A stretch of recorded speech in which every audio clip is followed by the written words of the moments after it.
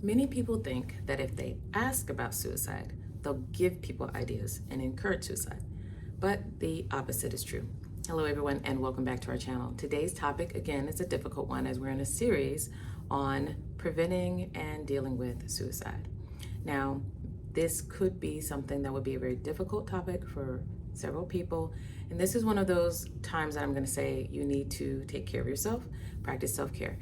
If you do want to watch this for educational purposes, but you find that it's getting a bit difficult for you, that's what the pause button is for. That's what the stop button is for.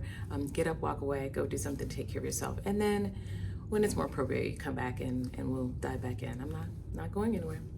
So losing a loved one is a deeply painful experience, and it's crucial to get support and guidance, but it's also one of those things where people will say, well, gosh, if I had known this, or why didn't I see that, and how come I didn't pick up on this, and then you beat yourself up. Well, first, we don't want to do that because none of these are completely predictive, but we want to help people recognize signs that someone might be struggling with suicidal thoughts.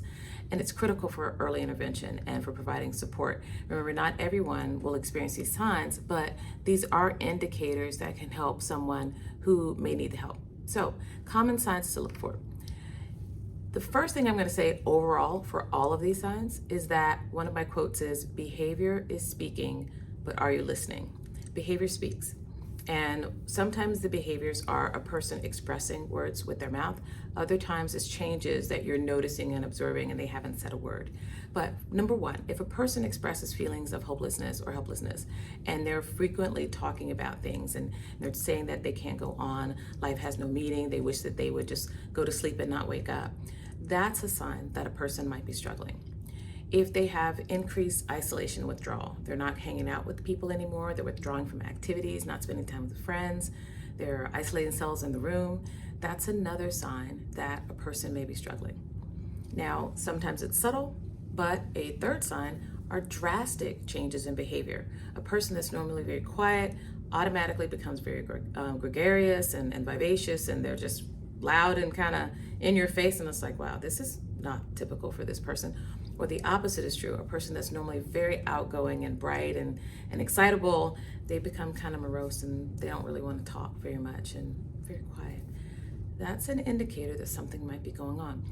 Talking about death or focusing on death, listening to music that's very sad and depressing, watching TV shows about suicide or watching documentaries about those kinds of things, that can be a sign that something else is going on. Giving away possessions. Unfortunately, that is another sign. If you see someone that has a very prized possession, for a younger person, it might be a toy or some other item of comfort. For an older person, it might be a cherished heirloom that all of a sudden they just feel the need to get rid of. Those are things that I want you to be concerned about when you are talking to a friend and just observing a friend to know if you might need to intervene. Another sign of suicide is increased substance abuse. The person may turn to alcohol or drugs to help cope with the pain that they're feeling or numb their feelings. Different sign, sudden improvement in mood. Again, this is kind of the going from a very quiet person to very vivacious and kind of in your face. Well, people who might be struggling with suicidal thoughts may all of a sudden show that they've got an improvement in mood. And this could be an indication that they've already made their decision and they actually feel a sense of relief or peace because they're no longer struggling with the thought of should I or shouldn't I. They've made their decision that they should.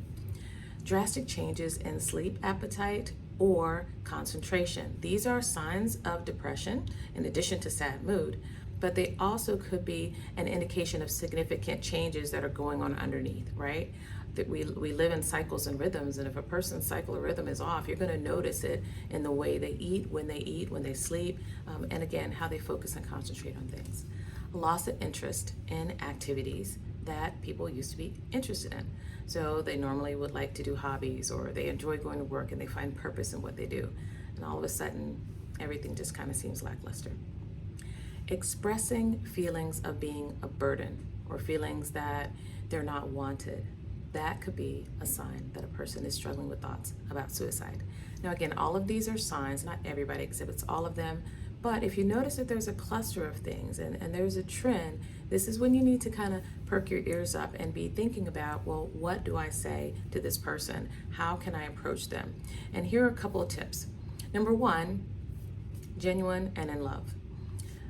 Take the person aside, perhaps to an area where it's not very public, or an area where they don't have to feel uncomfortable with really expressing their thoughts and concerns, and ask them straight up, have you been thinking about ending your life?